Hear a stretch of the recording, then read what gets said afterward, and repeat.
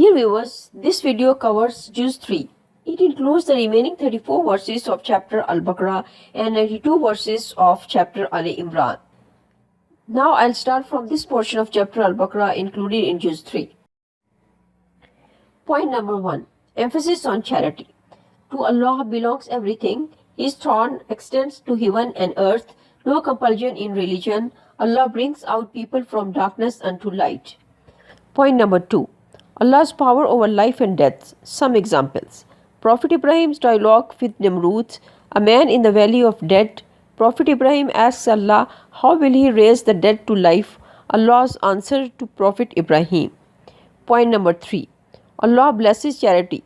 Some examples of how Allah blesses charity. Point number 4. Emphasis on charity. Spend good things. Give openly and secretly to the poor and needy. Point number 5. Prohibition of usury and its bad effects on individuals and society. Point number 6. Some rules on loan transactions. Point number 7. Conclusion of Al-Baqarah. Everything in the heaven and earth belongs to Allah, the prayer of the believers. The main topics of Surah Al-Imran are Tawheed, prophethood, and the truth of Quran.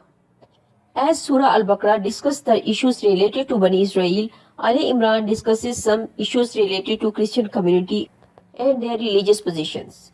It also discusses the subject of Hajj, Jihad, Zakat, and Riba. It will end like Surah Al-Baqarah with a profound dua. The points discussed in this chapter are: Point number 1. Allah is the ever-living, self-subsisting. He sent the Quran as He sent before the Torah and Injil for the guidance of people. True believers are those who accept everything of the book of Allah and try to understand it. Allah's guidance for them. Point number 2.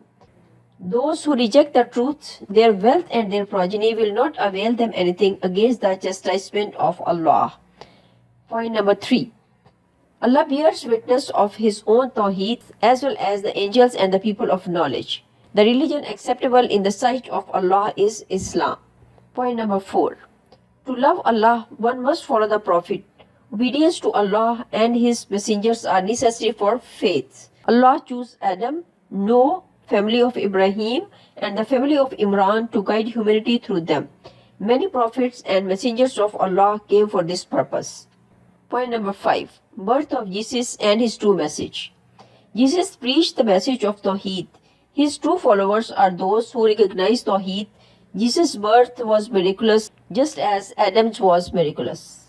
Point number 6. Some Christians argued with the Prophet. He asked them to come for an open mubahala. Point number 7. Invitation to the people of the book to come to common word of Tawheed and obedience to Allah. Point number 8.